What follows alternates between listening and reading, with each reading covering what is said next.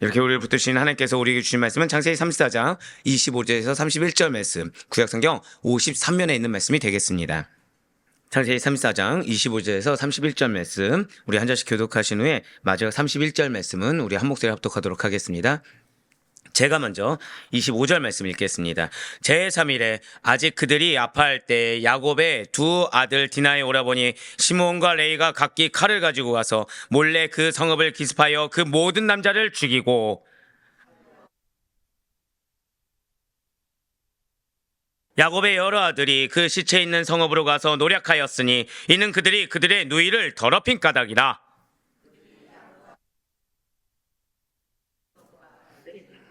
그들의 모든 재물을 빼앗으며 그들의 자녀와 그들의 아내들을 사로잡고 집 속의 물건을 다 누략한지라.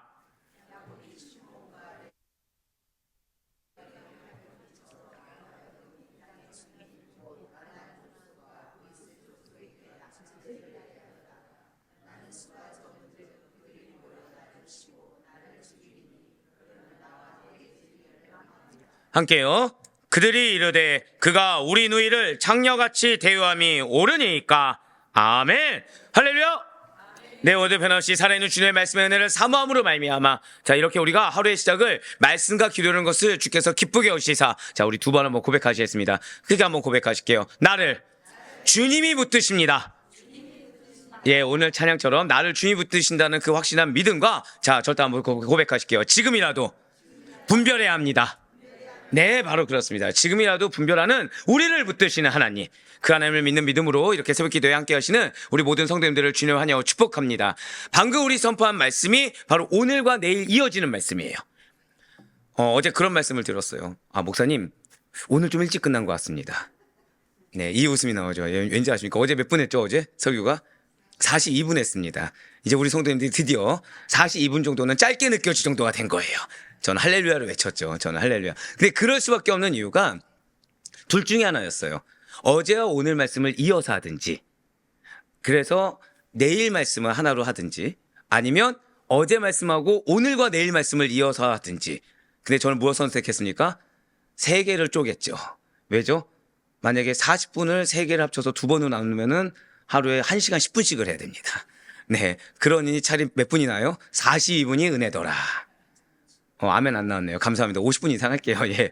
말씀 그렇게 주고 계십니다. 예. 지금 자르는 게 더 힘들어요. 예. 근데 우리가 지금 방금 고백했던 대로 사실 어제, 오늘, 내일 바로 이 말씀이 주제예요. 하나님이 여러분들을 붙드십니다. 오늘 찬양 가사처럼 연약해요. 죄송하지만. 연약하고, 예, 그건 오해가 된다니까요. 예, 크게 아멘하며.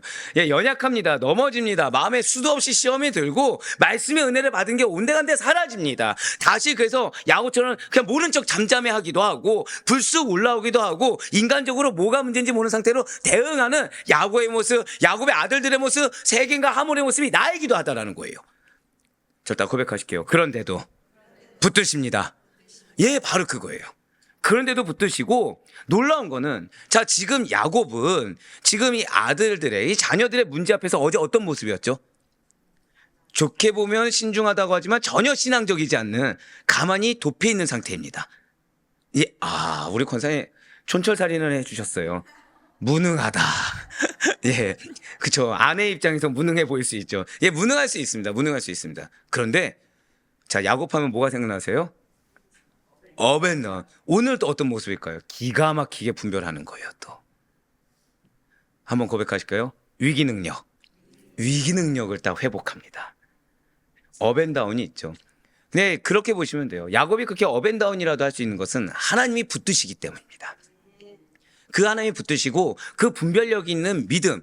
그래서 비록 연약하더라도, 왜 여러분들 그럴 때 있지 않습니까? 왠지 지금은 해야 될 것 같을 때. 연약하더라도 왠지 지금은 뭔가를 간 앞에 부르짖어야 될 때 막 그런 느낌 오지 않습니까? 그때 순종하기만이라도 한다면 하나님께서 어떻게 이어가시는지 한번 더 고백하실까요? 나의 기업을 하나님께서 주장하십니다. 예, 바로 그거예요. 그것이 이제 오늘과 내일에 하나님께서 우리에게 계속해서 주시는 말씀입니다. 자, 우리 지금 계속해서 파란만장한 야곱의 일생을 살펴보고 있습니다. 지금 계속해서 이제 우리 성도님들 만나고 또 교수님들 만나고 하면은 너무 감사한 건 교수님들도 듣고 계세요. 테스트예요. 예, 테스트입니다. 인간이, 예, 어떻게 2년이 지나니까 변질됐는가 안 되니까 테스트입니다. 예, 죄송해요. 네. 근데 뭐라고 하시냐면 지금 이 야곱의 모습이 나와갔더라. 예.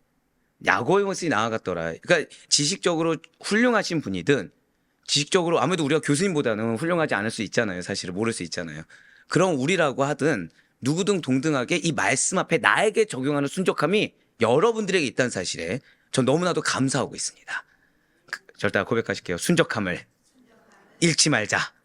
네, 그렇습니다. 순종함을 잃지 마셔야 돼요. 그래야 분별할 수 있습니다. 순종함을 잃지 마셔야 돼요. 그래야 분별력 있는 믿음 가운데 하나님의 역사하심과 개입하심을 볼 수 있습니다. 그것이 누구입니까? 지금 야곱이에요. 지금 야곱이 가나안 땅으로 귀환했습니다. 근데 이 가나안 땅 귀환했을 때 야곱이 베델까지 직선으로 갔습니까? 아니면 잠시 잠깐 쉬자 했습니까? 잠시 잠깐 쉬자해서 세겜에 머물렀어요. 몇 년간 됐죠? 그것이 10년이었어요. 잠시 잠깐 쉬자가 10년이 되어버렸습니다. 그 다음에 그의 딸 디나가 주장아들 세겜에게 수욕을 당하는 안타까운 사건이 일어나게 되고 이에 분노한 야곱의 아들들이 세겜 족속을 향한 복수를 단행해버렸다는 것이죠. 네, 그렇습니다. 오늘 본문 창세기 34장 25절에서 31절까지의 말씀은 너무나도 안타까운 세겜 대학살 사건이 기록되어 있습니다. 자, 먼저 34장 25절 말씀을 보도록 하실게요. 제3일에 아직 그들이 아파할 때 야곱의 두 아들 디나의 오라버니 시므온과 레이가 각기 칼을 가지고 가서 몰래 그 성읍을 기습하여 그 모든 남자를 죽이고 아멘. 자, 지금 붉은색으로 표현된 부분을 보시길 바래요. 제3일에 아직 그들이 아파할 때라고 나와 있습니다. 그렇습니다. 지금 희위 족속 남자들은 할례로 인한 지금 극심한 신체적 고통을 겪고 있는 상황인 것을 생생하게 지금 보여주고 있습니다. 자, 원래 할례를 받은 지 3일째 되는 날이 그 염증과 고열로 인한 통증이 가장 심하고 거동도 가장 불편할 때라는 걸 우리는 알고 있어요. 그래서 흔히 할례의 셋째 날을 뭐라고 통상적으로 일컫냐면 절대 고백하실게요. 위기의 날. 위기의 날이라고 일컫습니다. 실제로. 그러니까 이때가 가장 고통이 극심하고 이때가 염증에 대한 부작용이 가장 심한 때. 그러니까 이때가 사실 가장 위험한 때라는 것이죠. 그러니까 희위족속 세겜 사람들이 이러한 고통으로 말미암아 몸을 움직일 수 없을 때를 기다려서, 그러니까 통상적으로 셋째 날이면 다 누구나 뭐로 알고 있는 거예요? 위기의 날로 당시의 사람들은 알고 있는 거예요. 위기의 날을 기다린 겁니다, 지금. 그러니까 할례를 시행하자마자 사람들이 누워있을 때 한 것이 아니라 그 중에서도 가장 위기 상황에 있었을 때, 그러니까 통상적으로 알고 있을 때, 즉 우발적입니까? 계획적입니까? 계획적이라는 거죠. 지금 계획적으로 시므온과 레이가 성 안으로 들어가 그때를 기다려 모든 세겜 남자들을 몰살해버린 것입니다. 계속해서 25절 말씀도 보도록 하실게요. 제3일에 아직 그들이 아파할 때 야곱의 두 아들 디나의 오라버니 시므온과 레이가 각기 칼을 가지고 와서 몰래 그 성읍을 기습하여 그 모든 남자를 죽이고, 자, 이제 붉은색으로 표현된 부분을 다시 바꿨어요. 자, 먼저 녹색으로 표현된 부분을 보시면 디나의 오라버니 시므온과 레이가 라고 지금 나와 있습니다. 자, 지금 이 말씀을 직역해서 그냥 1차원적으로 받아들이시면 안 됩니다. 그러니까 이 말씀만 받아들이시면 시므온과 레위 두 명이 성읍의 모든 남자들을 죽였다라는 뜻이 결코 아니라는 거예요. 자, 시므온과 레위뿐만 아니라 그의 모든 형제들과 종들이 다 동참해서 죽였습니다.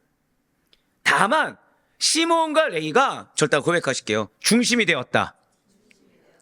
성도님들, 우리가 무엇을 하는 데 있어서 하나님이 지금 나를 어떻게 보시냐가 정말 중요합니다. 즉 악행을 하는 데 있어서도 중심이 되는 자와 동조하는 자가 다릅니다. 선을 행하는 데 있어서도 중심이 되어 제자로 하는 자와 무리에 전락한 자가 다르다는 거예요. 지금 성경을 보세요. 우리가 이 말씀만 보면 시므온과 레이 두 명이 다 학살한 것처럼 보이죠. 그것이 아니라 시므온과 레이가 중심이 돼서 형제와 모든 종들이 지금 다 동참한 겁니다. 여기에 누구만 예외예요? 야곱을 제외하고 지금 장정이라고 한다고 한다면 이 사태에 거의 다 동참을 해버렸다는 거예요. 자, 즉 세겜 대학살의 주동자가 지금 누구입니까? 주동자가 시므온과 레이라는 거예요. 이러한 시므온과 레이는 사실 모두 다 누구에게서 났죠? 레아에서 난 자입니다. 그러니까 디나와는 같은 어머니에서 태어난 형제들이라는 거죠. 그렇기 때문에 다른 이복 형제들보다 그 분노가 더 컸어요. 그러니 복수하는 일에 있어서도 더 적극적일 수밖에 없다라는 것이죠. 이어서 붉은 세월 표현된 본문을 보시면 몰래 그 성읍을 기습하여 그 모든 남자를 죽이고 라고 나와 있습니다. 그렇습니다. 자, 지금 야곱의 아들들, 시므온과 레이가 주동자가 된 야곱의 아들들은 비겁해요. 자, 사실 이제 여러분들도 느낌이 오시겠죠. 누가 주동자라고요? 시므온과 레위. 그 얘기는 부추겼다는 얘기입니다. 그 얘기는 형제와 종들을 부추겼다는 거예요. 거기에 분별하지 못한 형제들이 인간적인 마음과 인간적인 명분에 동참해버린 겁니다. 휩쓸려간 거죠, 한마디로.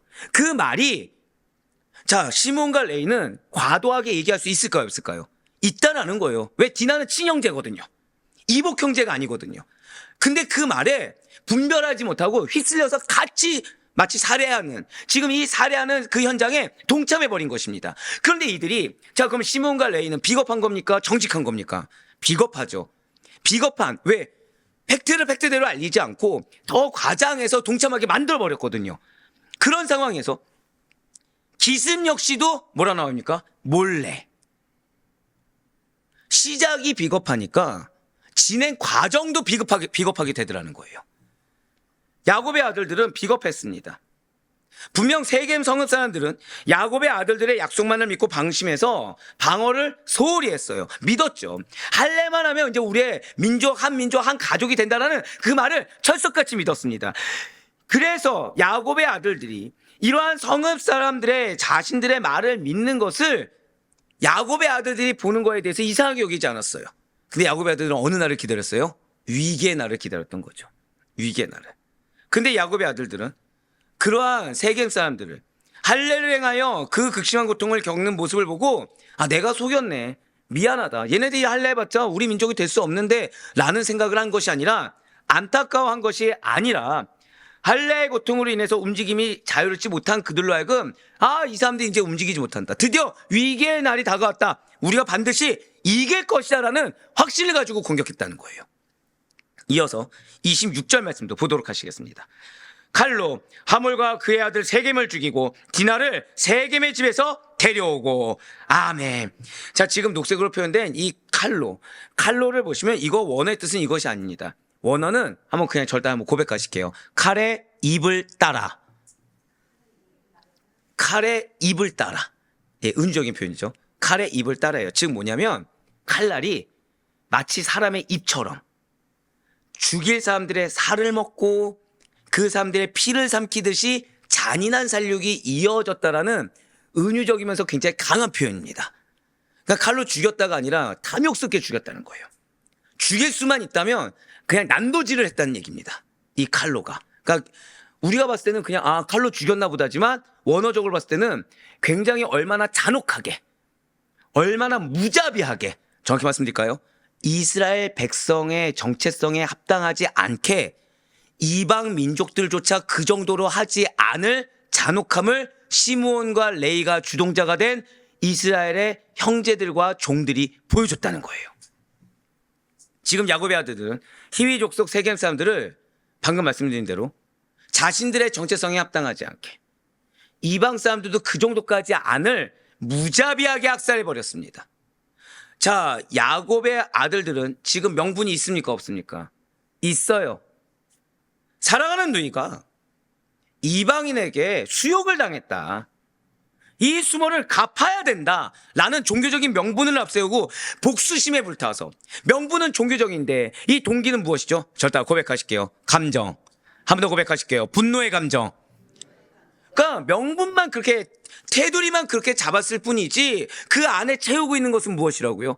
전혀 신앙적이지 않는 인간적인 감정, 분노를 불타워서, 분노를 가득 채워서 복수심에 불타 저지른 대량 살육의 참상, 그것도 굉장히 잔혹한 참상을 벌여버린 것입니다. 지금 시몬과 레이가 주동자가 된 이스라엘 아들들은 문제를 지금 인식하고 있습니까, 못하고 있습니까? 인식하지 못해요. 왜요? 명분 뒤에 숨어버렸거든요. 사랑하는 성도 여러분들, 우리가 종교의 테두리 안에 숨는 것이 굉장히 위험합니다. 종교의 테두리보다 더 중요한 것은 그 안을 신앙으로 채우는 것이 가장 중요해요. 저는 여러분들이 그냥 아델포이 교회 교인으로 끝나는 것을 정말 원치 않습니다. 저는 여러분들이 교회 안에서 자라는 거 원치 않다고 말씀드렸죠. 어디서 자라라고 말씀드렸어요? 가정에서. 사업장에서, 직장에서, 여러분들 삶의 터에서 그리스도인의 본이 되셔야 됩니다. 그런데 만일 내가 신앙으로 체험받지 못하고 은혜를 받지 못하고 이것을 나에게 적용하지 못한다고 한다면 우리는 얼마든지 이 야곱의 아들들의 모습이 나올 수가 있다는 거예요. 어떤 모습이요? 신앙이라는 테두리 안에 내 감정으로 채우는 거죠. 그래서 나의 언행에 대해서 정당성을 스스로가 부여하는 것입니다. 그러다 보면 상대가 상처를 받습니까? 안 받습니까? 받는 일이 생길 수가 있다는 거예요. 근데 우리는 그 상처받는 영혼을 보고 뭐라 얘기하죠? 정죄를 하는 거예요. 정죄를. 뭐 준비가 안 돼서, 받아들일 기가 없어서 정죄를 하는 거죠. 아닙니다. 우리의 마음판부터 준비가 돼 있어야 돼요. 자, 주일날 말씀드렸죠. 내 마음판부터 준비가 돼 있어야 됩니다. 내 마음판부터 어떠한 감정이나 내 분노 이런 것들을 채우는 것이 아니라 철저하게 성령의 충만함으로 말미암아 말씀으로 체험받고 신앙으로 가득 차 있는 하나님이 인정할 수 있는 신앙. 그래서 여러분들의 언행조차 그 신앙의 향기가 흘러나올 수 있기를 간절히 소망합니다. 그러면서 붉은색으로 표현된 부분을 다시 한번 더 보도록 하실게요. 디나를 세겜의 집에서 데려오고라고 나와 있습니다. 즉 이게 무슨 말씀입니까? 세겜 대학살이 있을 때 그때까지 세겜의 집에 여전히 디나가 머물러 있었다는 거예요. 그렇습니다. 여러분들 디나는 세속적인 것을 추구한 자입니다. 디나는 정신을 못 차린 자예요. 디나는 자신의 정체성을 놓친 자입니다. 그래서 관심 갖지 말아야 될 걸 관심 가진 자고, 그래서 분별하지 못한 자가 바로 디나입니다.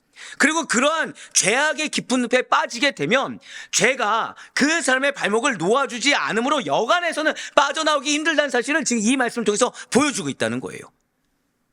자, 디나는 감금을 당했지 않습니까? 예, 감금 당했어요. 왜 감금 당했죠? 관심 갖지 말아야 될 걸 관심 가져서 감금을 당한 겁니다. 즉 내가 빠져나오고 싶어도 빠져나오지 못하게 되는 때가 존재한다는 거예요. 뭐에 빠지면요? 죄에 빠지며. 뭐에 빠지면요? 세속적인 것에 빠지며. 즉 디나는 야곱의 자녀들 중에 사실 어떻게 보면 시므온과 레위보다도 더 아둔한 자, 더 분별하지 못한 자, 어떻게 보면 이 모든 이들의 발단을 제공한 자로 보여주고 있는 것이 왜이겠습니까? 지금 디나는 신앙이 전부가 아니었기 때문이라는 거죠. 야곱의 자녀라는 정체성을 놓쳤기 때문이라는 거예요. 결국 디나는 관심 갖지 말아야 될 것, 야곱의 그 어떤 아브라함부터 이어온 신앙의 계승을 붙잡는 것이 아니라 내가 보기에 좋은 거, 내가 보기에 필요한 거, 내가 보기에 있어야 된다고 생각한 것, 즉 세속적인 것에 동경해서 그 세겜성으로 갔다가 성폭행 당했을 뿐만 아니라 처참한 살육 사건의 원인 제공자가 되고 말아버렸다는 것이죠. 그런데 원인 제공자가 돼서 쉽사리 빠져나올 수 있었습니까? 없었습니까? 빠져나올 수가 없다는 거예요. 그래서 사는 성도 여러분들, 하나님이 마음 주시거나 그 마음은 부담감이나 어떤 거부감이라고도 말씀드렸습니다. 그때가 제일 적합한 때라는 사실을 절대 놓쳐서는 안 됩니다.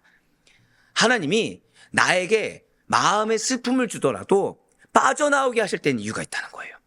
하나님의 어떤 트러블이 있다고 하더라도 빠져나오게 하실 때는 그때가 아니면 디나가 감금을 당하듯이 기회를 놓치게 되기 때문에 하나님께서는 그 순간 무슨 수를 써서라도 지금 나의 발목을 잠식하고 있는 죄악의 늪에서 빠져나오길 원하셔서 그 방법을 쓰셨다는 사실을 우린 분별할 수 있어야 됩니다. 절단 고백하실게요. 분별하고 결단해야 합니다.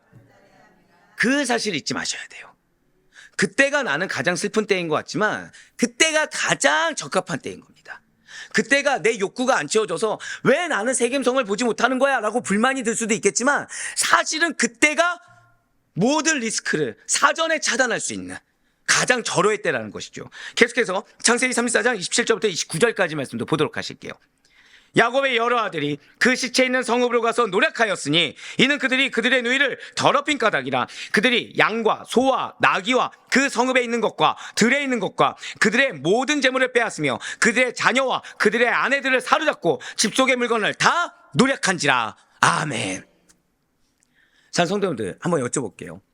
혹시 시므온과 레위의 복수에 대해서 나는 사실은 심하긴 했지만 그럴 수도 있다라고 생각한 적이 있다. 솔직히.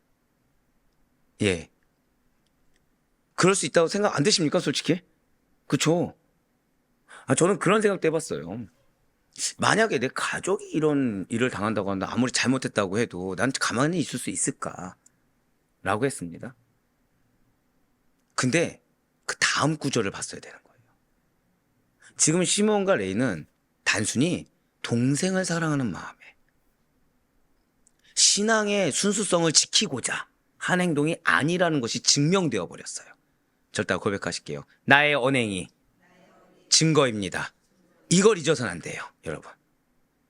우리가 아무리 겉으로 좋은 명분을 내뱉는다고 하더라도 결국 나의 언행이 내 현재 상태의 결과를 보여주는 것입니다. 그것이 무슨 말씀일까요? 바로 이 말씀이에요. 27절부터 29절까지의 말씀인 겁니다. 지금 야곱의 아들들은 이 분노를 멈추지 못하고 있습니다. 자, 디나의 원수를 갚는다라는 명분을 내세웠죠. 디나의 원수를 갚는다. 그래서 지금 무엇을 했죠? 세겜 사람들을 잔인하게 다 죽였습니다. 치명적인 상처까지 입혔어요. 자, 그럼 이제 된 겁니까? 안 된 겁니까? 이제 됐죠? 예, 됐어요. 왜요? 자신의 사랑하는 누이의 욕보인 자들 다 죽였잖아요. 100번 아니 10,000번 솔직히 양보해서 인정할 수 없는 일이지만 그냥 그럴 수 있다 칩시다. 근데 여기서 끝나지가 않았다는 거예요. 이제는 무엇을 했습니까? 28절과 29절 말씀 보세요 한번. 비열한 약탈까지 지금 자행하는 추한 모습까지 보이더라는 거예요. 즉 사람을 죽인 데서 끝나는 것이 아니라 뭐까지 지금 가져가기 시작한 거예요? 재물. 자, 그들 속에 자리 잡은 분노를 계속해서 참지 못하는 겁니다. 시작이 분노니까 이 분노에는 무슨 속성이 있냐? 절대 고백하실게요. 탐욕. 탐욕이 있습니다. 여러분들 분노가 왜 나는지 아십니까? 직성대로 안 되기 때문에 분노가 나는 겁니다. 분노가 왜 나는지 아십니까? 내가 받을 대우를 내가 생각했는데 이 대우만큼 못 받으니까 분노가 나는 겁니다. 내가 원하는 기대의 반응이 안 나오니까. 즉 나는 어떤 내가 반응이 됐든 결과물이 됐든 나의 욕심이 있다는 거예요, 없다는 거예요? 욕심이 있다는 거거든요. 이게 안 채워지면 분노가 나오게 돼 있습니다. 즉 이거는 인간적인 감정일까요? 신앙적인 감정일까요? 인간적인 감정이죠. 근데 이 인간적인 감정을 빨리 제어하지 않으면 끝을 모르고 달려가게 된다는 거예요. 왜요? 탐욕이니까. 아무리 채워도 부족하거든요. 바로 그걸 지금 야곱의 아들들이 보여주고 있다는 거예요. 지금 복수를 분명히 했습니다. 근데 눈에 뭐가 보였어요? 재물이 보였어요. 약탈을 합니다. 약탈해서 재물을 갈취합니다. 자리 잡은 분노를 참지 못하고 계속해서 표출하고 있어요. 여기서 끝났나요? 또 여기서 끝나지 않아요. 게다가 계속 보여주세요. 게다가 지금 재물을 빼앗으면 그 다음에 뭐가 있죠? 자녀와 아내들을 사로잡고 지금 이게 뭐죠? 한번 고백하실게요. 노예로 만들었다. 노예로 만들었어요 지금. 부녀자와 아이들을 사로잡아서 노예로 종으로 삼기까지 했다는 거죠. 자, 그 한번 여쭤볼게요. 지금 분노를 감추지 못했습니다. 세겜의 부녀자와 아이들을 노예로 삼아 데려왔어요. 그러면 이 세겜의 민족들을 볼 때마다 뭐가 생각나겠습니까? 디나 사건이 생각나겠죠. 그러면 선대할까요? 아니면 악하게 대할까요? 두고두고 악하게 대하겠다는 거예요. 지금 이게. 두고두고. 난 용서할 수가 없으니까 두고두고 악하게 대하겠다는 겁니다. 자, 첫 번째 무엇을 했죠? 다 죽여놓고서. 두 번째 뭐 했죠? 재물까지 다 빼앗아 놓고서. 이제 세 번째 뭐 합니까? 그래도 분노가 안 풀리니까 노예까지. 두고두고 내 분노를 풀겠다는 겁니다. 두고두고. 이스라엘 민족입니까? 이방 민족입니까? 과연 이들은 누구의 백성입니까? 이 종된 자들의 처지 얼마나 비참할까요?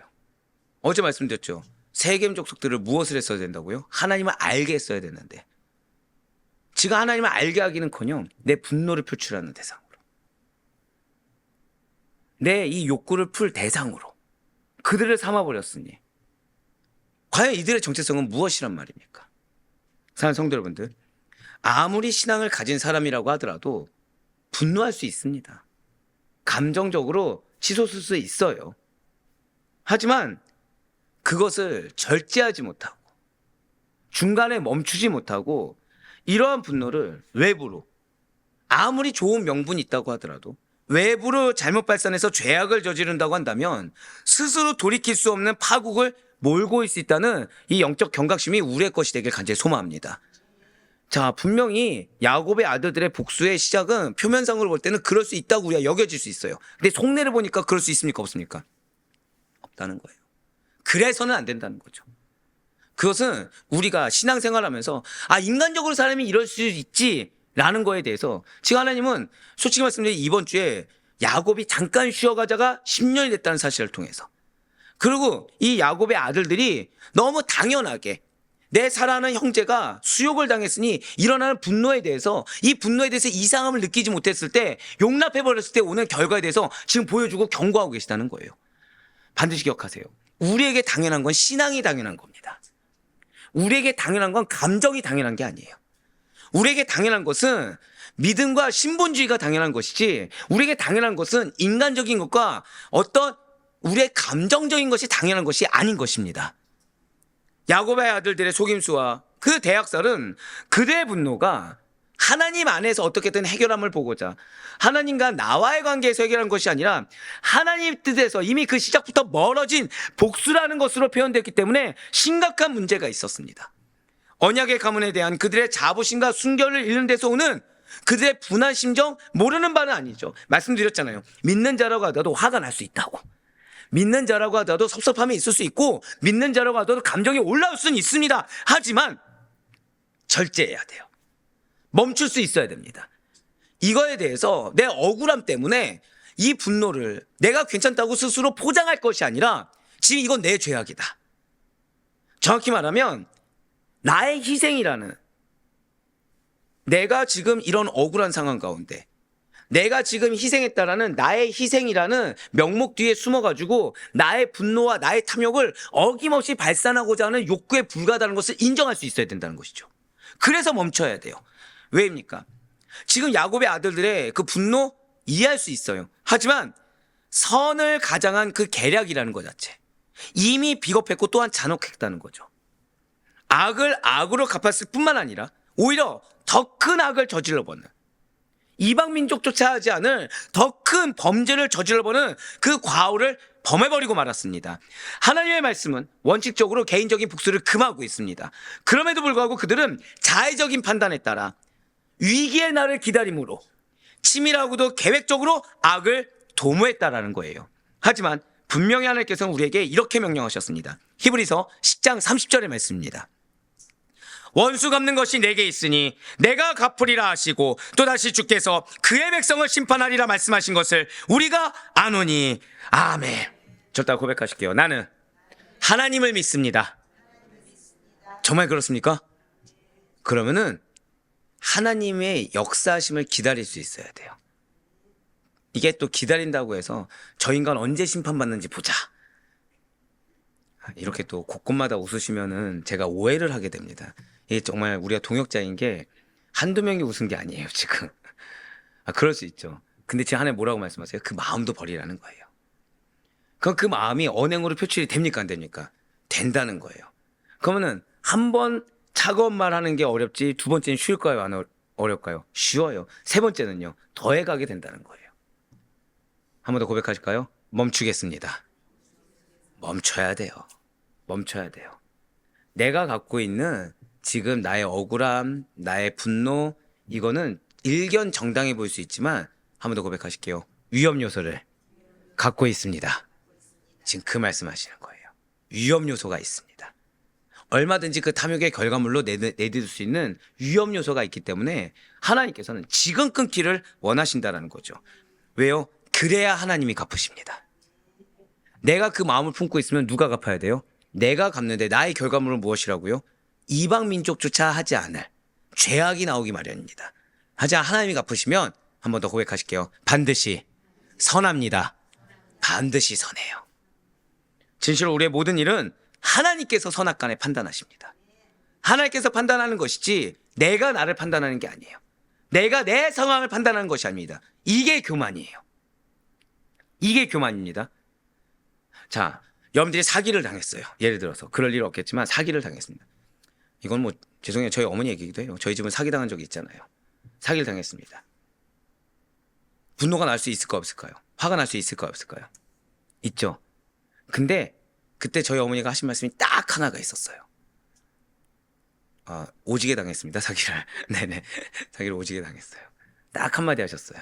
뭐라고 하셨을까요? 하나님이 알고 계시면 족하다 그랬어요. 이게 여러분들 쉬운 일 아닙니다. 제가 말씀드렸잖아요. 저희 집 나름 잘 살았다고.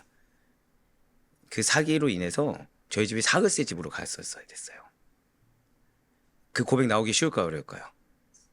제가 여쭤봤어요. 이게 목회자가 되고 나니까 궁금한 거예요. 목회자가 되고 나니까 억울한 일들이 생기더라고요. 억울한 일들이. 그 분노가 나오잖아요. 그러니까 이거 순수하게 궁금했습니다. 이 분노를 어떻게 잠재워야 될까? 왜냐하면 분노를 갖고 있으면 우리 성도님들한테 좋은 꼴을 먹일 수가 없는데 어떻게 해서 과연 그런 고백, 그 악에 대해서 어떤 고백이 나올 수 있을까? 분명히 피해를 제대로 보셨거든요. 그랬더니 이거가 무엇을 해도 안 사그라들더라는 거예요. 무엇을 해도. 믿는 분한테 사기를 당했습니다. 또 하필이면. 무엇을 해도 이게 안 사그라든다는 거예요. 근데 자기 힘으로 해결할 수가 없다 보니 사실은 하나님의 힘을 빌려야 되는데 하나님의 힘을 빌리려면 자, 악한 마음으로 하나님이 역사하실까요? 선한 마음으로 역사하실까요? 이 간단한 명제 때문에 움직일 수가 없었대요. 이 간단한 명제 때문에 말 한마디를 못하겠더라는 거예요. 왜 우리 배워서 알고 있잖아요. 자, 한번 여쭤볼게요. 하나님은 의인에게 역사하십니까? 악인에게 역사하십니까? 왜 갑자기 대답들을 못하시죠? 한 번 더 여쭤볼게요. 하나님은 선한 믿음 있는 자에게 역사하십니까? 1%의 악이 있는 자에게 역사하십니까?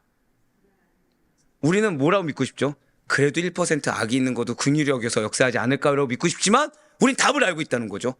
선한 믿음이 있는 자, 끝까지 하나님 앞에 서 있는 자, 하나님이 의롭다고 인정하는 자에게 역사하는 걸 우리는 알고 있습니다. 근데 이게 내 상황만 되면 기가 막히게 나의 1%의 악을 인정해 줄 거라고 착각한다는 거예요. 그런데 아니에요. 그런데 아니에요. 그 얘기를 듣는데 그렇구나. 오도 가도 못하게 막으시는 게 은혜구나. 본능적으로 말 한마디 못하게 하는 게 은혜구나. 선한 자에게 역사하시는구나. 최소한 선하다고 할 수 없어도 인내하는 자. 제가 뭐라 말씀드렸어요? 절대 고백하실게요. 최소한 인내라도 하겠습니다. 그럼 역사하세요. 그럼 역사하세요. 하나님 앞에 서 있으므로 최소한 하나님 두려운 거 알고 하나님 두려운 걸 아니까 저 악한 자를 하나님께서 징벌하지 않겠습니까? 이런 기도 정도는 받아두지 않겠습니까? 이건 내 생각이고요.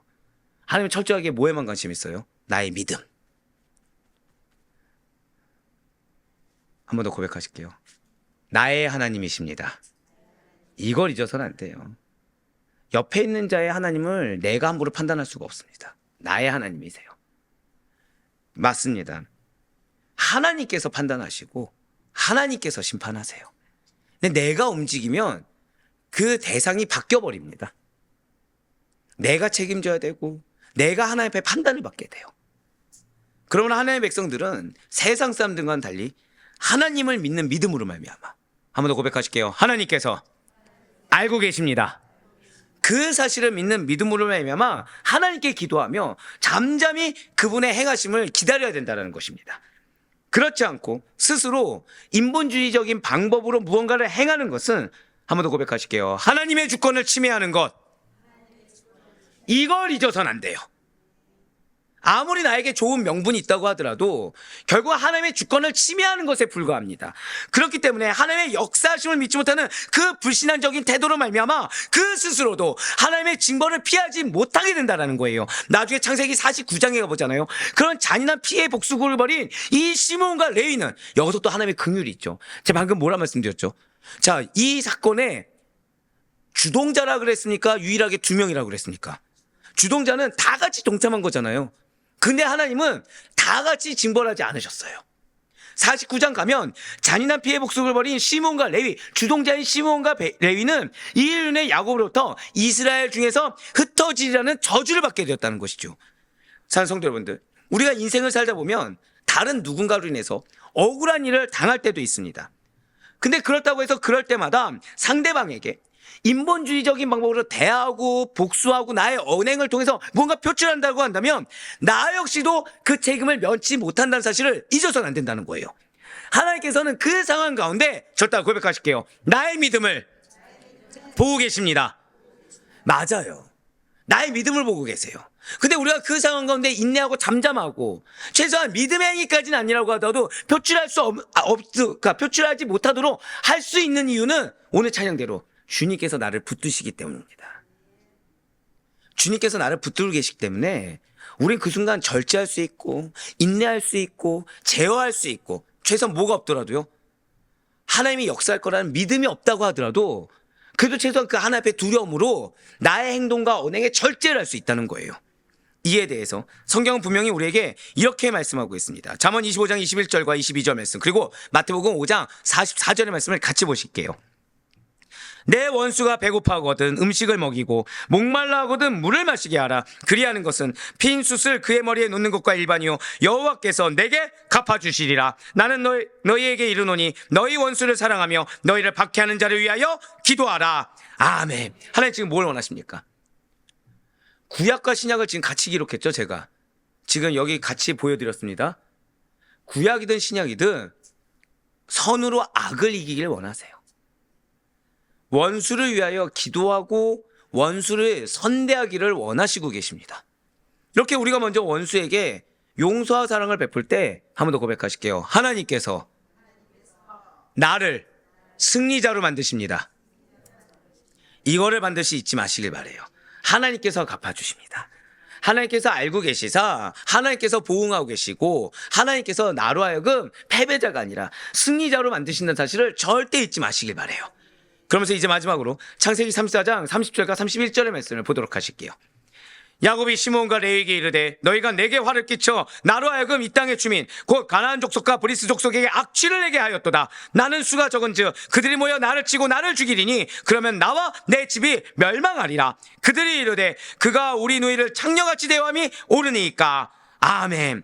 많은 분들이 이 30절 말씀을 두고서 야곱이 아직까지 정신 못 차리고 자신의 한이만을 본다고 했는데 그것은 아닙니다. 지금 그것은 아니에요. 지금 야곱은 이 전에 어떤 상태였는지를 잊어서는 안 돼요. 이 전에 어떤 상태였죠? 잠잠했습니다. 잠잠했어요. 우리 권사님 말씀이 계속 귀에 맴도네요. 무능한 남편, 무능한 가장의 모습을 보였죠. 자, 한번 여쭤볼게요. 자, 우리 어제 무능이 나왔으니까. 자, 무능한 가장, 우리가 생각하는 무능한 가장은 집에서 발언권이 있습니까? 없습니까? 예, 없어요. 집에서 발언권이 없어요. 자녀가 사고 친다고 해서 그 자녀에게 무능한 가장이 얘기합니까? 못합니까? 못합니다. 못합니다. 그렇게 따져봅시다. 그럼 지금 야곱은 지금 뭘 하고 있죠? 무능한 가장의 모습을 보여주셔야 돼요. 지금 무능한 가장의 모습을 보였던 야곱인데 질책하고 있어요. 지금 시므온과 레위의 섣부른 행동이 자신과 집안 전체의 재앙을 초래했다라고 지금 질책하고 있습니다. 그리고 이것이 멸망을 가져올지 모른다라고 경고하고 있어요. 그렇습니다. 지금 야곱은 자신이 자식들의 흉악한 범죄를 막지 못하고 방조한 결과, 이것을 내가 원래 설교는 무능하고 쓰지 않았는데 예, 나의 불신앙적인 모습, 그러니까 무능한 모습으로 인해서 다른 가나안 족속들의 증오의 대상이 되었다고 지금 탄식하고 있습니다. 자, 무엇을 탄식하고 있어요? 자녀들의 행동만 탓한 것이 아니라 지금 나로부터 시작했다는 거예요. 나로부터. 나의 방조가 지금 이렇게 만들었다 탄식하고 있습니다. 그렇습니다. 지금 야곱은 영적으로 깨달았어요. 영적으로 깨달았습니다. 지금 사태가 얼마나 큰 문제고 얼마나 크나큰 위기이며 지금 이것이 정말 큰일 나기 직전이라는 사실에 대해서 드디어 야곱은 분별했다는 거죠. 즉 이 야곱의 이러한 탄식은 뭐가 있냐면 하나님의 구원 역사를 이루어갈 언약 가문이 지금 이 일로 인해서 자칫 멸망할 수 있다는 위기감이 있는 것입니다. 즉 지금 야곱이 왜 정말 이 좀 대단하다고 표현을 하고 있냐면 아까 앞서 말씀드린 대로 무능한 가정은 이 무능이 배어 있다 보니까 뭔가 도전할 힘도 없습니다. 분별? 없겠죠, 당연히. 방조했어요. 스스로가 탄식할 정도로. 근데 지금 뭐라고 하고 있어요? 엄밀히 따지면 야곱의 아들들이 뭐에 숨었죠? 종교적인 명분 뒤에 숨었습니다. 우리의 언약 가문을, 하나님의 백성의 신앙의 순수성을 훼손시켰다. 우리의 형제가 모욕을 당했다. 그러니까 가족의 신앙적인 좋은 명분이란 명분을 다 끌어당겼어요. 근데 야곱은 지금 뭐라고 있죠? 너희 그 행동을 해서 우리 언약 가문이 멸망할 수도 있어. 위기감을 느꼈다는 거예요. 즉 우리의 죄가 위험 요소가 될 수 있다는 걸 깨달은 겁니다. 지금 즉 나는 교회 다니니까 괜찮아 이 뒤에 숨은 게 아니라 비록 내가 교회 다닌다고 하더라도 나의 죄악이 지금 하나의 구원 역사에 크나큰 위험 요소가 될 수 있어. 이거 정말 큰일 난 걸 빨리 회개하고 돌이켜야 돼 라는 영적 경각심을 지금 가졌다는 거예요. 괜찮다 뒤에 숨지 않았다라는 거죠. 지금 시므온과 레위가 세겜 족속을 잔혹하게 살해한 일로 인해서, 그것도 우발적인 것이 아니라 계획적으로, 그리고 이방 민족도 하지 않을 아까 그 칼로 기억하고 계시죠? 칼의 입으로 인하여 너무나도 과한 악한 행동으로 인해서 부모인 야곱까지 잔혹하고 악한 자라고 소문이 나게 되었고 주위의 이방 족속에게 분노의 대상이 되었다는 거예요. 자, 바로 이것입니다. 자식의 행동에 따라서 부모가 사람들에게 존경을 받기도 하지만 반대로 욕을 먹기도 하는 것은 동서고금을 막론하고 마찬가지입니다. 그리고 이러한 일은 신앙의 세계에서도 마찬가지라는 거예요. 절단 고백하실게요. 나로 인하여. 이걸 기억하셔야 돼요. 오늘 이걸 기억하셔야 됩니다. 여러분들을 주님께서 붙드시고 계시다. 이거 너무 좋고요. 그리고 우리가 분별해야 된다. 이거 좋은데 분별할 때 무엇으로요? 나로 인하여를 기억하셔야 돼요. 무슨 얘기입니까? 하나님의 자녀인 성도들이 말씀대로 바르게 살지 아니하고 불의한 삶을 살게 된다고 한다면 아무리 좋은 명분이 있지만 결국 그 언행은 불신앙이 있고 인간의 탐욕이 있고 죄악이 있다고 한다면 세상 사람들은 성도들의 아버지인 하나님을 욕되게 하는 것입니다. 그렇습니다. 반드시 잊지 마시길 바라요. 성도들의, 우리들의 언행 하나하나는 곧바로 하나님의 영광을 나타내기도 하지만 영광을 가리우기도 합니다. 나로 인해서 하나님이 영광과 존귀를 받기도 하지만 나로 인해서 하나님이 세상 사람들에게 받지 말아야 될 예수님의 수모와 같은 행동을 받을 수가 있다는 거예요. 그래서 예수님께서는 마태복음 5장 말씀을 통해서 우리의 착한 행실을 통해 사람들이 하나님께 영광을 돌리게 하라고 말씀하셨다는 것이죠. 한번 고백하실게요. 나의 착한 행실을 통해. 이걸 기억하셔야 돼요. 그러니까 우리가 감정이 기반이 되면 안 되는 이유가 바로 여기에 있습니다. 우리가 내 생각과 판단과 내가 느끼는 체감에 따라서 움직여서는 안 되는 이유가 여기 있어요. 왜죠? 우린 연약하거든요. 우리는 감정의 업앤다운, 지금 야곱이 나라고 고백하지 않습니까? 감정의 업앤다운이 심한 사람들이거든요, 우리는. 근데 이걸 기반으로 움직인다고 한다면 우리의 행동이 어떻게 정해진 대로 가겠습니까? 아니면은 기복이 심하겠습니까? 기복이 심하겠죠. 어쩔 때는 신앙인 같지만 어쩔 때는 세상 사람들보다 못한 모습을 보이고 이게 우리의 모습이 된다는 거예요. 그래서 우리의 기준은 철저하게 말씀이어야 됩니다. 우리의 기준은 철저하게 하나님의 약속이 돼야 된다는 거예요. 그렇지 않으면 내가 느끼는 감정, 내가 생각한 판단에 따라서 나의 언행이 얼마든지 바뀔 수가 있는 것입니다. 근데 이 바뀌는 것이 결국 어떻게 된다고요? 하나님을 욕되게 한다는 거예요. 하나님을 욕되게 하는 것입니다. 그리고 이거는 비단 예수님만 이렇게 말씀하신 것이 아니에요. 디도서 2장 7절과 8절의 말씀, 베드로전서 2장 12절의 말씀도 같이 보도록 하실게요. 범사에 내 자신이 선한 일에 본을 보이며 교훈에 부패하지 아니함과 단정함과 책망할 것이 없는 바른 말을 하게 하라. 이는 대적하는 자로 하여금 부끄러워 우리를 악하다 할 것이 없게 하려 함이라. 자, 여기까지만 보시면, 자, 지금 대적하는 자가 있다는 겁니까? 없다는 겁니까? 있다는 거예요. 대적하는 자가 있기 때문에 그 대적하는 행동에 따라서 내가 움직이는 것이 아니라 대적하는 자가 어떻게 대하든지 간에 한 번 더 고백하실게요. 나는 선한 일에 본이 되어야 합니다. 이거를 기억하셔야 돼요. 대적하는 자가 무엇을 하든지 간에 선한 일에 본을 보일 때 그들로 하여금 하나님은 어떻게 만드신다는 거예요? 부끄럽게 만드신다는 겁니다. 그러니까 여러분들의 마음에 상처를 주는 자들이 생길 수가 있어요. 여러분들 마음에 어려움을 주는 자들이 생길 수가 있습니다. 하지만 그 궁극적으로 우리가 그럼에도 불구하고 나로 인해 하나님이 영광 받으셔야 된다는 그 믿음으로 인내해서 선한 일에 본이 된다고 한다면 반드시 하나님께서는 보응하시사 그들로 하여금 부끄럽게 하신다는 거예요. 근데 대적자가 이렇게 했기 때문에 나도 이렇게 나간다. 대적자가 이렇게 했기 때문에 나도 이렇게 반응한다. 이거는 우리로 하여금 똑같은 나는 믿음 없는 자, 똑같은 악인이라고 내가 스스로 증명하는 꼴밖에 되지 않는다는 것이죠. 베드로전서 2장 12절 말씀도 보실게요. 너희가 이방인 중에서 행실을 선하게 가져 너희를 악행한다고 비방하는 자들로 하여금 너희 선한 일을 보고 오시는 날에 하나님께 영광을 돌리게 하려 함이라. 아멘. 자, 지금 비방하는 자들이 있다는 겁니까? 없다는 겁니까? 있다는 거예요. 즉 여러분들의 선행이라는 것은 이렇게 레드카펫이 쫙 깔려가지고 여러분들 할 때마다 옆에서 도우미들이 다 있어 선한 일을 돕도록 만들어주는 것이 아니라 그럴 수 없는 환경 가운데 오히려 당연히 악이 나올 수 있는 환경 가운데 선한 일을 해야 된다는 거예요. 오히려 당연히 내가 억울할 정도로 비방을 당하는 가운데 선한 일을 해야 된다는 거죠. 왜요? 그로 인해 하나님께서 영광 받으십니다. 결국 이것은 무엇이죠? 한 번 더 고백하실게요. 나의 인내가 상급이 됩니다. 이걸 기억하셔야 돼요. 그럼에도 불구하고 선한 일을 행하는 거. 그럼에도 불구하고 비방하지 않는 거. 그럼에도 불구하고 그 억울한 일을 똑같이 대응하지 않는 거.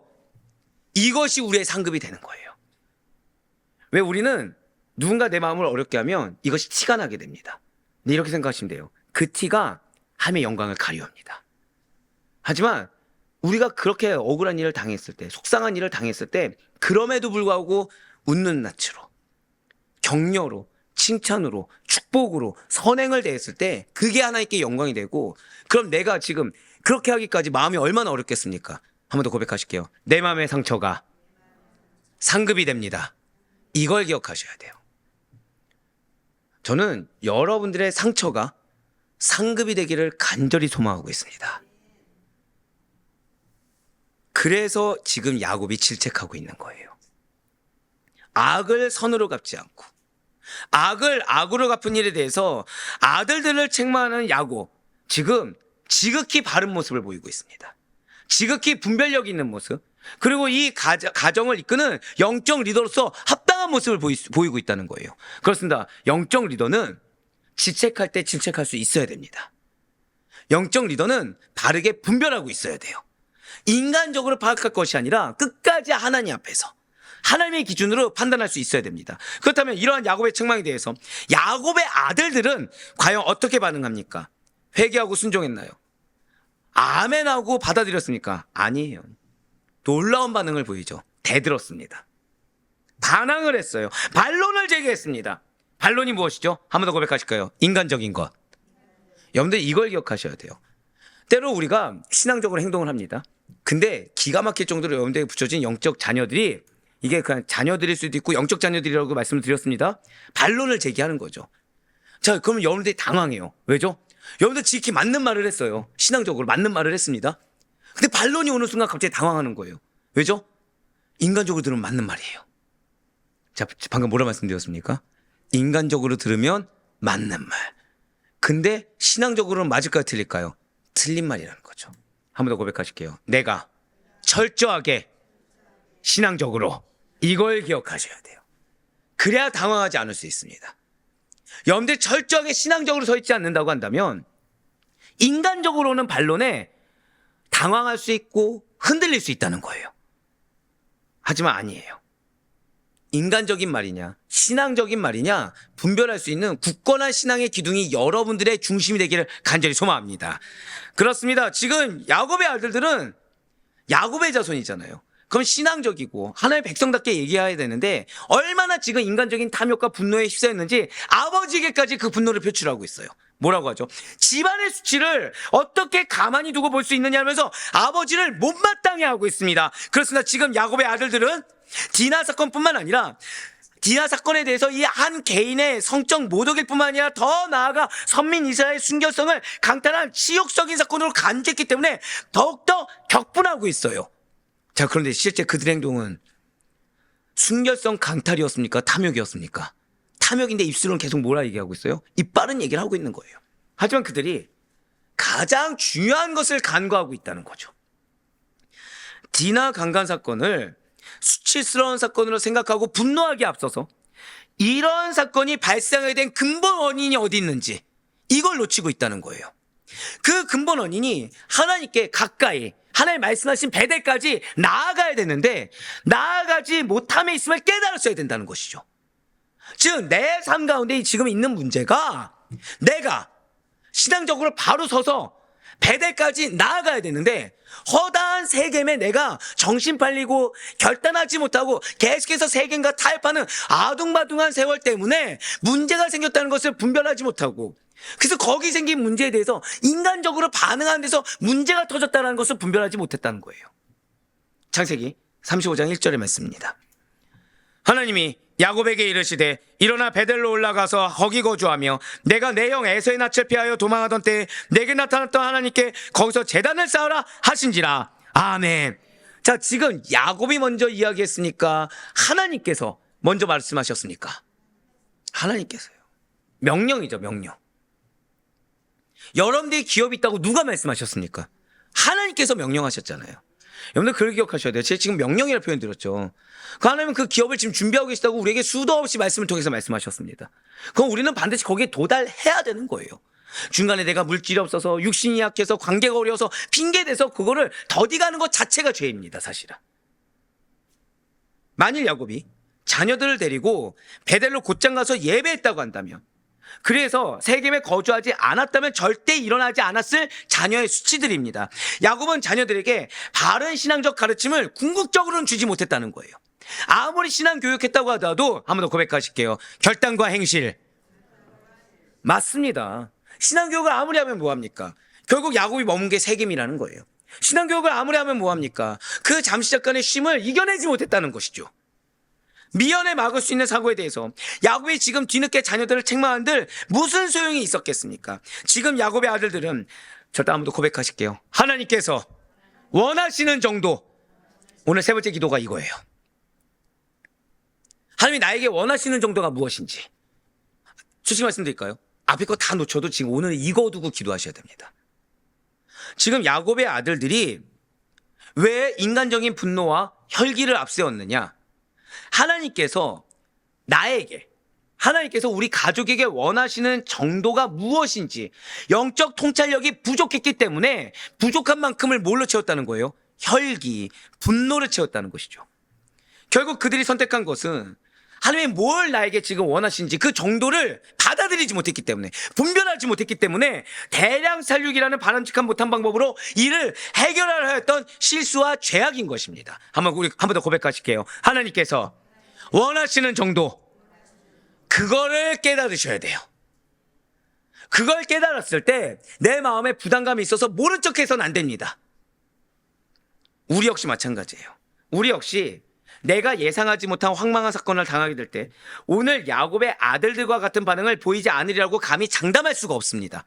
하지만 여러분과 저는 달라야 된다는 거예요. 진실로 우리 모두는 자신에게 던져진 모든 수욕과 멸시와 천대를 도수장으로 끌려가는 어린 양처럼 참으시고 인간적인 어떤 혈기, 감정, 분노를 발산하지 아니하신 예수 그리스도만을 본받아야 됩니다. 왜요? 우리에겐 성령님이 계시거든요. 지금 지속적으로 말씀을 주고 계시거든요. 그분의 도우심을 받을 때, 그분의 능력을 힘입어 우리는 우리를 둘러싸고 있는 당연히 분노를 받을 수 있고, 당연히 절망할 수 있고, 당연히 실망할 수 있는 온갖 고난조차 신앙으로 승리할 수 있는 성숙한 성도가 우리의 마땅한 정체성이라는 사실을 절대 놓치지 마시길 바라요. 사랑하는 성도 여러분들, 이제 말씀을 정리하겠습니다. 오늘 본문의 세겜 족속 살육 사건은 레아가 낳은 야곱의 아들들의 속임수요 계획 번제입니다. 정체성에 합당하지 않은 계획적이에요. 그러니까 아예 저지르기 작정한 겁니다. 그게 있어요. 때때로 이제 우리 성도님들 가운데서도 이제 연초가 되면, 이제 곧 연초가 되잖아요. 결단을 하십니다. 결단을 하세요. 결단 중에 그런 거 있죠. 새벽 기도를 빠지지 않겠습니다. 뭐 마음속으로 아멘 한 걸로 다 받을 거예요. 네, 마음속으로. 네, 금요철야 기도에 빠지지 않고 한번 끝까지 달려보겠습니다. 아멘. 네, 감사합니다. 네네. 이렇게 결단하죠. 근데 문제는 이제 그 다음에 발생합니다. 쉽습니까? 어렵습니까? 어려워요. 자, 두 가지 길이 있습니다, 여기서. 어려울 때 이것이 문제라고 인정하고 회개하는 것과, 두 번째, 그럴 수밖에 없는 환경을 대면서 내가 이렇게 어려운 환경이니까 이만큼이라도 하겠습니다라고 얘기하는 것과 어느 쪽이 바를까요? 전자입니다, 죄송하지만. 후자는 야곱의 아들들의 모습과 동일한 모습이에요, 죄송하지만. 타협을 정당화해서는 안 됩니다, 죄송하지만. 타협을 정당화하는 것은 죄입니다, 죄송하지만. 왜죠? 하나님이 내 기도를 들으세요. 하나님은 지금 이 순간에도 우리의 믿음을 보시는 거지 타협을 보고자 하시는 것이 아니에요. 주실 때는 이유가 있습니다. 주실 때는. 주실 때는 이유가 있고 그 가운데 우리가 믿음으로 순종하는 자에게 역사하심이 큰 거예요. 내가 할 수 있을 만큼만 딱 이렇게 선을 잡아놓고, 죄송하지만 우리의 기도 제목에 응답을 원하는 거 있잖아요. 그거는 내가 이룰 수 없는 것들입니다. 다. 아닙니까? 내가 어느 정도 한 뭐 열을 노력하면 이룰 수 있는 것들만 지금 기도하시나요? 아닙니다. 하나님의 역사하심이 필요하죠. 그럼 기준은 누가 돼야 될까요? 하나님이 돼야 되죠. 자, 이렇게 생각하시면 돼요. 은행에 대출을 받으러 가셨어요. 어디 기준에 맞춰야 되죠? 나는 지금 1억이 필요합니다. 그러면은 근데 내 형편은 지금 1억이 아니라 2천만 원 내기도 힘들어요. 그럼 은행에서 너희가 필요한 게 1억이니까 지금 1억을 줄게라고 하는 은행이 있습니까? 없습니까? 없죠. 은행의 조건은 뭐죠? 그 조건에 맞춰야 1억을 주는 겁니다. 우리가 그 조건이 안 되면 우리가 받을 수 있을 만큼만 주시는 거예요. 방금 뭐라 말씀드렸죠? 받을 수 있을 만큼만. 그 우리가 영적인 세계에서도 마찬가지겠죠. 우리 두 가지 길 중에 하나가 있다는 거예요. 내가 어떻게든 하나님 기준에 맞추어서 한마디로 내가 바라는 기도응답을 받아낼 것이냐, 아니면 여전히 나는 내 기준 가운데서 내가 움직일 만큼만 드리면서 언젠가 하나님 주시겠지라고 계속 이 마음 가운데는 근데 사실 뭐가 있어요? 상실감, 분노, 실조, 낙심. 왜요? 하나님과의 소통이 원활하지 않거든요. 이걸 갖고 있을 것인가, 둘 중에 하나를 선택해야 된다는 거예요. 오늘 반드시 잊지 마시길 바라요. 하나님 원하시는 정도가 있습니다. 그 정도에 맞추셔야 돼요. 그 정도에 맞추지 않고서 우리가 탐욕을 부리면 우리에게서 나오는 것은 또 다른 감정의 발산이요, 또 다른 분노의 발산이 될 수밖에 없습니다. 맞습니다. 하나님 보시기에 이 야곱의 아들들은 참으로 악했어요. 그들은 세겜 족속의 할례만 받으면 한 민족이 될 것이다라고 호언장담했지만 이 역시 자신의 탐욕을 이루기 위한 계획 범죄를 상대방에게 속이기 위한 거짓말에 불과했습니다. 이러한 모습이 우리의 모습이 아니어야만 합니다. 우리는 분별된 언행으로 구별된 삶의 증거가 우리의 삶이 돼야 돼요. 그러니 나의 욕망을, 나의 정욕을 십자가에 못 박고 주님이 원하시는 정도, 주님이 원하시는 뜻을 우리 삶 가운데 이룰 수 있는 우리 모두가 되길 간절히 소망합니다. 이 말씀이 왜 감사한지 아십니까? 지금 주님은 당시의 뜻을 걷어가지 않아 주셨어요. 주님은 우리의 기도를 응답하겠다고 지금 약속하신 것입니다. 전제는 무엇이죠? 하나님 원하시는 정도만큼은. 여기서 만약에 인간적인 생각으로 나는 그걸 이룰 수 없는데 하나님 원하시는 정도를 누가 맞출 수 있어? 이미 믿음이 없는 거죠. 그거는 믿음이 없는 거죠. 우리는 당연하게 분노가 치밀어올 수 있는 그런 상황에서도, 당연하게 그런 생각이 틈탈 수 있는 그런 상황에서도 하나님의 선하신 뜻을 발견하고 신뢰할 수 있어야 됩니다. 원수 갚는 일이, 이루시는 일이 오직 하나님께만 있음을 기억하시며 우리 마지막 설따라 선포하실게요. 아멘. 순종의 아멘으로 화답할 수 있는 우리 모두가 되길 간절히 소망합니다. 그래야 바라권 학교는 매 순간 죄의 유혹이 있을 거예요. 죄의 유혹에 맞서 싸우시는 신실한 주님의 제가 되시는 우리 성도님들의 그 결단의 삶을 통해서, 물론 연약해서 결단한다고 해서 다 실행할 수가 없겠죠. 또다시 올라올 수 있겠죠. 그것이 우리입니다. 그런데 오늘 야곱을 기억하세요. 궁극적으로 지금 야곱은 칭찬을 받았습니다. 왜죠? 무능력한 가장의 모습에서 어쨌든 질책하는 분별의 모습을 또 보였어요. 그것이 왜 축복인지 내일 알게 되십니다. 왜 축복인지 내일 알게 되세요. 우리는 최소한 그런 자가 될 수 있어야 된다는 거예요. 실패하고 넘어지더라도 다시 결단하고 나아가고, 계획적으로 내가 결단한 것을 이룰 것을 또 작정하고서 요만큼만 해야지 하고 그렇게 야곱의 아들들의 모습을 보이는 것이 아니라 다시 한 번 더 무모할 정도로 주님께로 나아가고, 그 가운데 하나님께서 나의 인내, 나의 눈물을, 아까 말씀드렸죠, 상처를 상급으로 만드신 그 주님의 은혜를 여러분들 것을 맛볼 수 있는 우리 사랑하는 우리 모든 주의 권속들 다 될 수 있기를 주님의 이름으로 간절히 축원합니다.